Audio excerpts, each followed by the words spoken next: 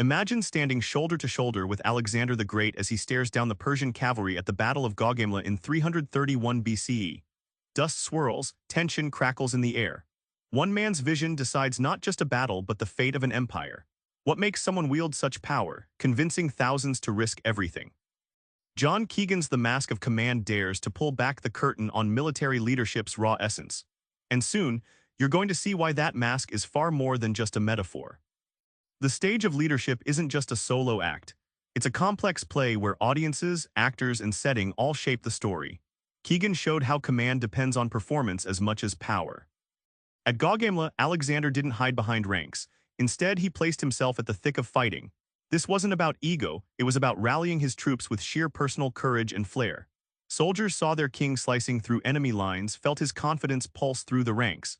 This frontline presence was a magnetic spark turning hesitation into ferocious bravery. Keegan argues leadership isn't simply passing commands like emails. Imagine it more like a live theater production where every nod, glance, and shouted order is a cue. The leader isn't just directing, he's acting, sensing the crowd's mood, improvising, and setting the emotional tempo. Leadership unfolds in real-time drama, where charisma and presence amplify influence instantly. This shared theater means followers aren't passive, they shape the leader's mask. Soldiers and citizens read behaviors, interpret gestures, and respond. Their belief, fear, or loyalty fills out the leader's role. Leadership success, then, is a mutual performance, a dance of expectations and actions rather than a one-way street.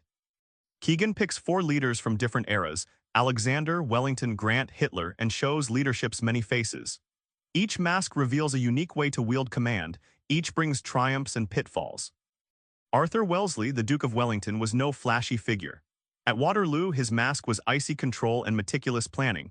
He famously said he didn't tell his troops what to do all the time, they had to understand every detail, every contingency.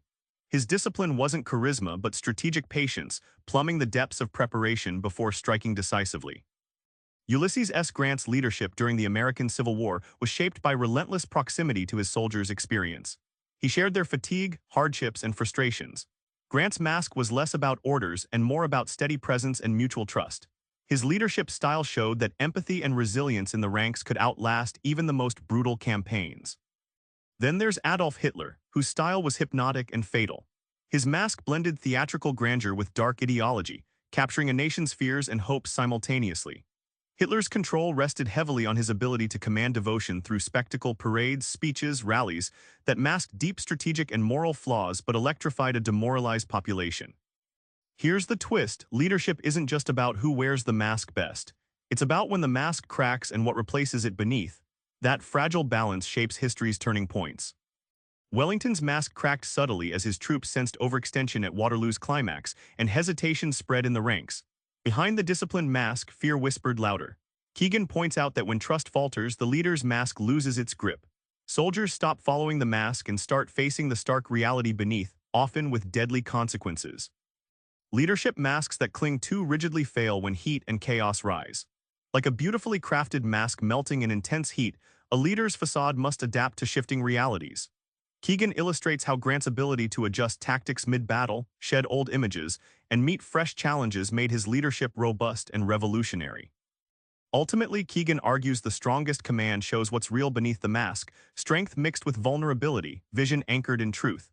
Alexander's boldness was raw human courage, not just mystique. Grant's trust was genuine, not pretense. Leadership's mask doesn't hide, it reveals in shades and layers a leader's authentic essence. Back at Gaugamela, Alexander's mask wasn't just a symbol, it was a living proof of trust, presence, and bravery. What if you saw leadership not as a role you play but a relationship you build? Next time you take charge, try dropping the script for a second. Connect, adapt, and show a little of your real self. That's the secret behind the mask. Subscribe for more book summaries like this one.